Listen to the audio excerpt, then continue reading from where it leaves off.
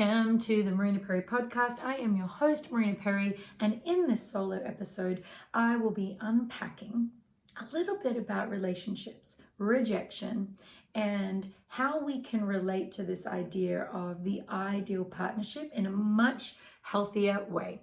So to start off, what I want to talk about is simply that over the years, as someone who is trained as a transformational coach, a human potential, facilitator, and helping people to step into positive change in every area of their life, that has very often encompassed relationships.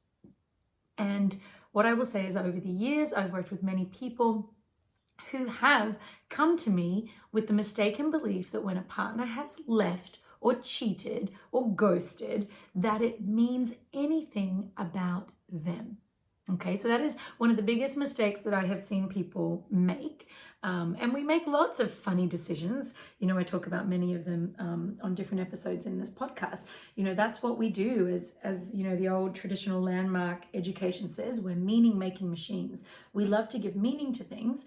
And we particularly love to protect ourselves. So when we experience pain or suffering around a particular situation, we are going to mark it with meaning so that we can remember not to recreate that same state. However, because so often the meaning we give it is incorrect, and because we're stemming from a much deeper code, we often remagnetize the same experience back to ourselves so that we can actually learn and unfold it fully.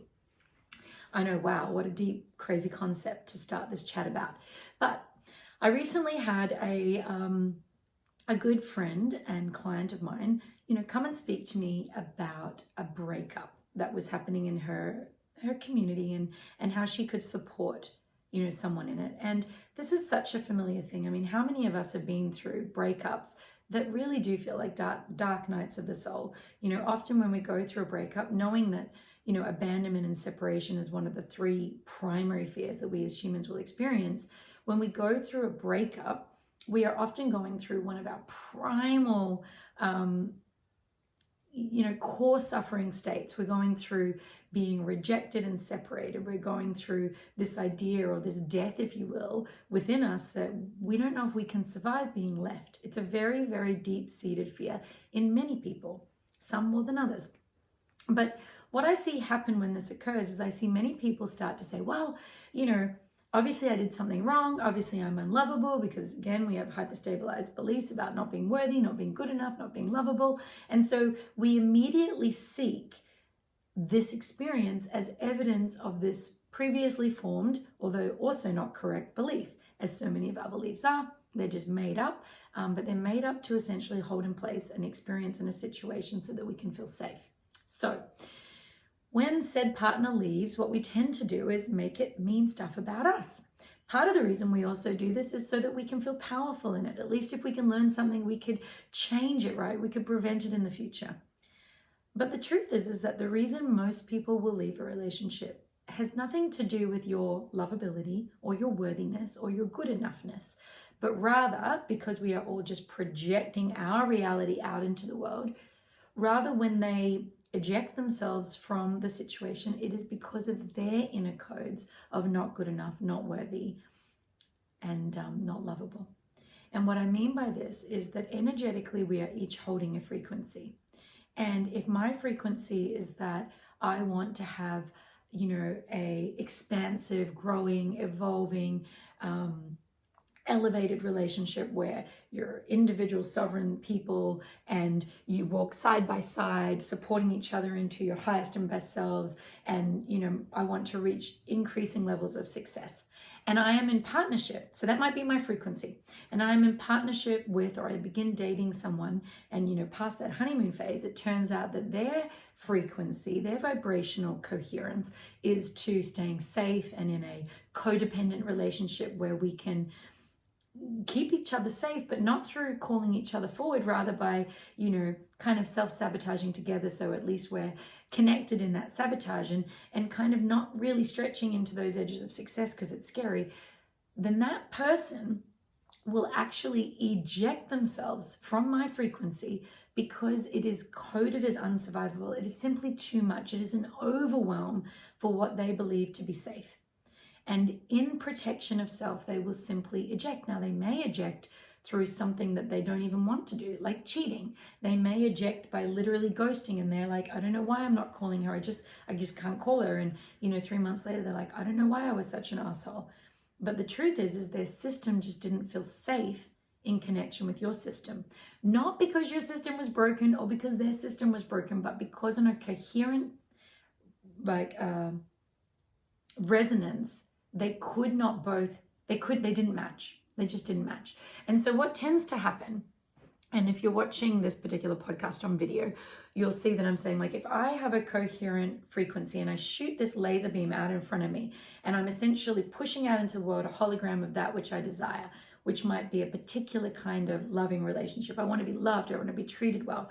And if I hold that, the way it should work is I hold what I want. And this is where most of us go wrong. We think we're trying to find the other person, but actually what you want is a relationship, an experience of being in relation to someone that activates a feeling within you. That's really it.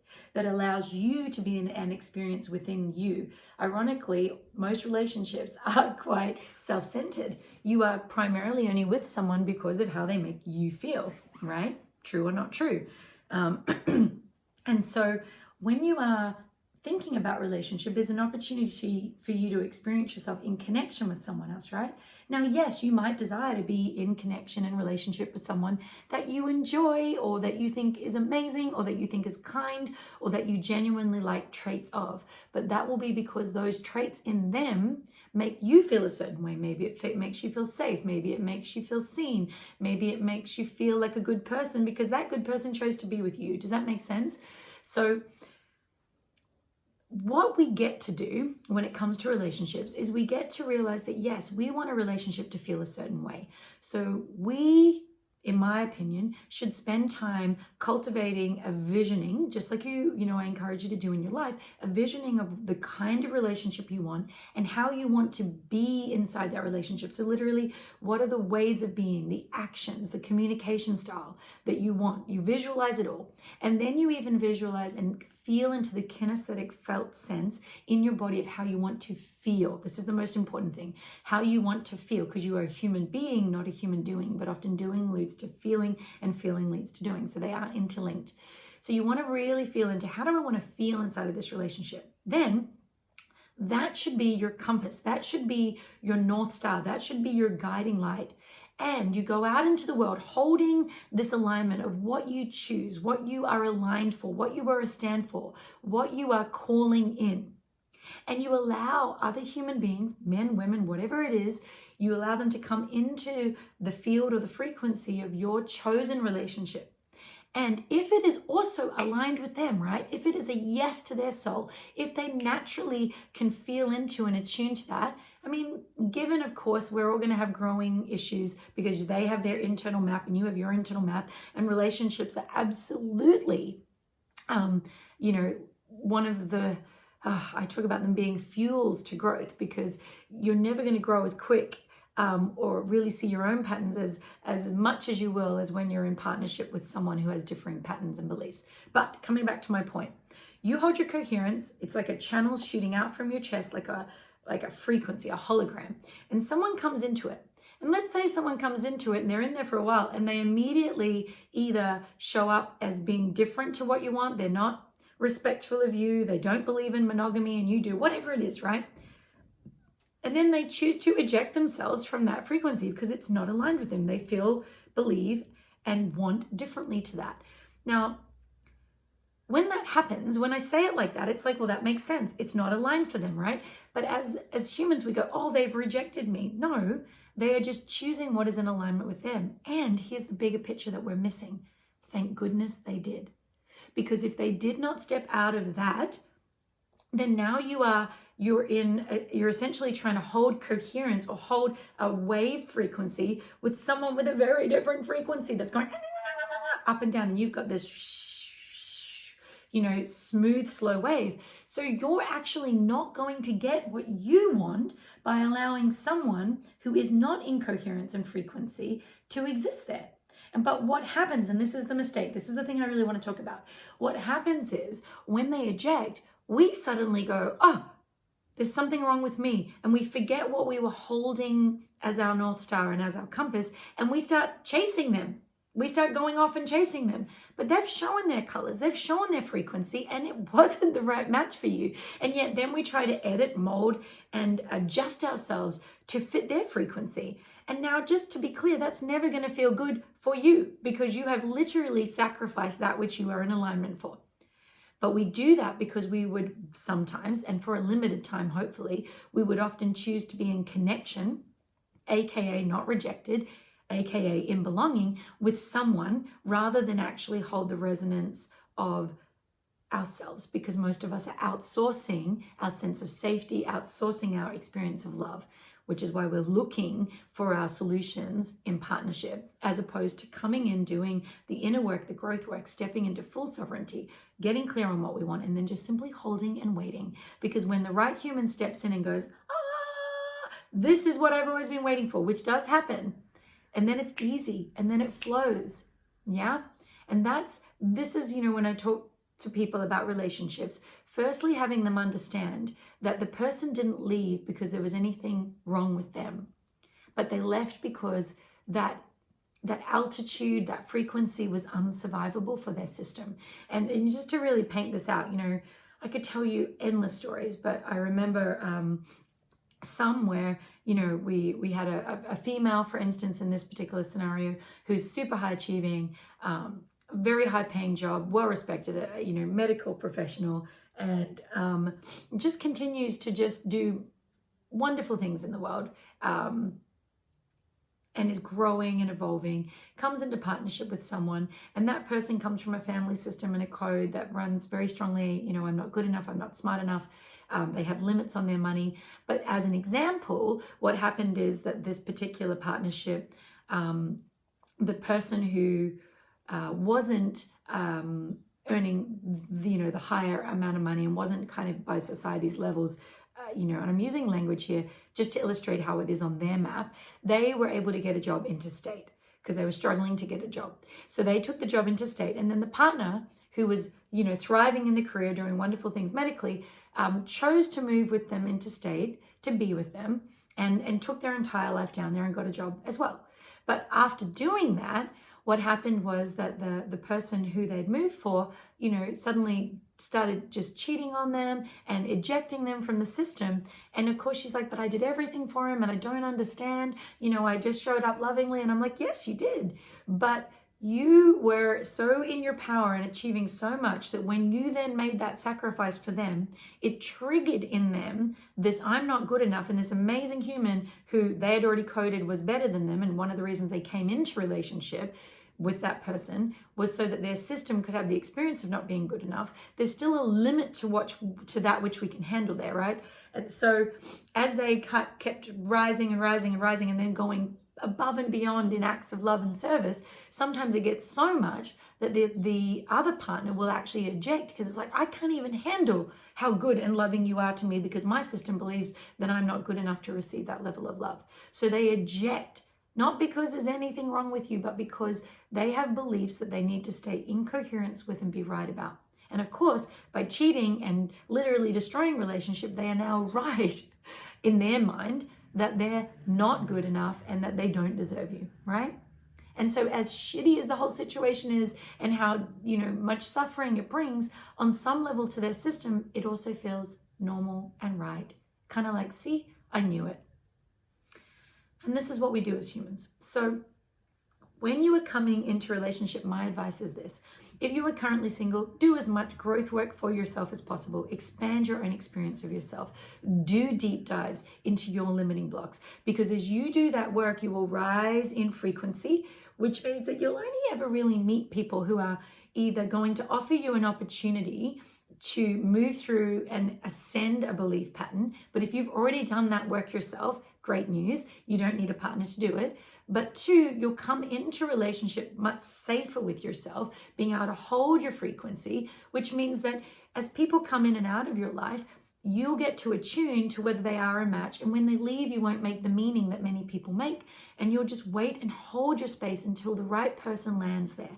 And then when they do, you'll know it. You'll have a resonance for it, and it will feel amazing, and it will be amazing. And it will not be a relationship that is there to help you heal your wounds, because you will have already done that. So just something to think about today. I know I could go on and on about relationships, and if you want me to deep dive into different aspects, give me that feedback. But today, all I wanted to discuss was particularly that when people cheat, or when they ghost us, or when they leave, it does not say anything necessarily about you. Now, is it true that many people also in relationships act in ways that are narcissistic, that are controlling, and then people leave because their patterns are unwilling to accept those patterns? Yes, of course. Of course, there are times where you are the shithead in a relationship and someone is going to choose to step out of that container because it breaches their boundaries or it does not feel safe for them. That is absolutely also happening at times. And we get to work with that too, right? We get to grow and evolve and work to a place where we are not seeking to control another or to find safety in another. This is the sovereign work I teach. When I'm sovereign in my body, in my mind, and in my soul, I can come into a partnership able to work on my own things and simply be a witness, to my partner, and to journey through life, being a stand for him to grow and evolve in his own ways as I grow and evolve in my own ways. Can I also have my needs met by him? Can I make those requests? Absolutely. But if he is unable or unwilling, it doesn't mean necessarily that is the end of the relationship, or that I need to spiral into a trauma response, because I know how to self-soothe and to understand what is really running for me. I know when I'm projecting onto him and when I'm projecting from patterns from my past. So relationships have many dynamics, and honestly, I would love to unpack more of them for you, but I wanted to speak into this because someone in my community brought it to me. And I wish that I had learned it younger. And this person is learning this experience, in her youth, that she was talking to me about. And so I thought, you know what, why don't I share my perspective on why people leave us very often, and why we should not make that mean that we are lacking. Yeah. And just notice how different it feels to look back on relationships and go, wow, yeah, as an act of self-safety, they ejected themselves. And I've been through a divorce where I did not see it coming, and literally that was why it occurred. So this is something I've personally lived, and when I asked my husband at the time why he had the affair and why he left, he simply said, because you don't need me. And that was not true.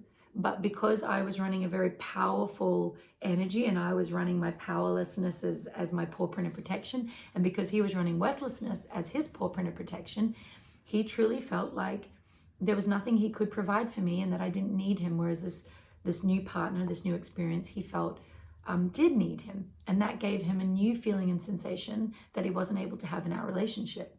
Now, I could definitely take ownership, and I have in the years since, that I didn't do a lot to support him to feel needed, because I was running my own patterns of I don't need support and I need to be strong and capable and all these stories, right? But equally, I get to recognize that it wasn't necessarily a flaw in me or our relationship, but rather our patterns that were at play, and that where I was going and what I was doing, particularly as I grew and evolved, felt far too much for him. I had, in fact, energetically, prior to the dissolving of the relationship, made energetic requests, please step up, please step forward. And he was just energetically unable to. So his system answered that by saying, no, I can't, I'm sorry, I'm out. And I could have made that mean, that she's better than me, or that, I'm not enough for him, but I know better than that. It's far more complex than that. We're all just, humans trying to meet our needs and to feel safe and loved in the world. And when we understand how and why our wiring does that, then we have capacity to really see what's happening and not to believe the stories anymore, because we do make a lot of stories up around a lot of our beliefs and our rules. So I share this from a place of knowing. I share it from myself personally, and from a place of having worked with hundreds of people individually and thousands through programs, to really unpack what's alive for us in relationship. So if you ever want to do some coaching one-on-one, this is something I can help you with. If you want me to just unpack different topics or ideas, DM me with what you would love me to unpack on a podcast in the future. I hope today has been helpful. If it has, and you want to share it with people because you think it would resonate with them, or someone's going through this, please share it with them. And of course, I'm always grateful for any shares on social media where you tag me, or any reviews that you can leave. So as always, I will make that request. All right, guys, I see you, I am you, I love you. Remember that you are lovable, you are worthy, and you are enough, regardless of what your inner codes may tell you. Beliefs are not truths. They are just decisions that we have chosen to hold dear and to perpetuate. We are powerful in that way. And equally in that powerful way, we can create new realities, new experiences, and we can identify ourselves in new and magnificent ways. I love you. I will catch you soon. Bye.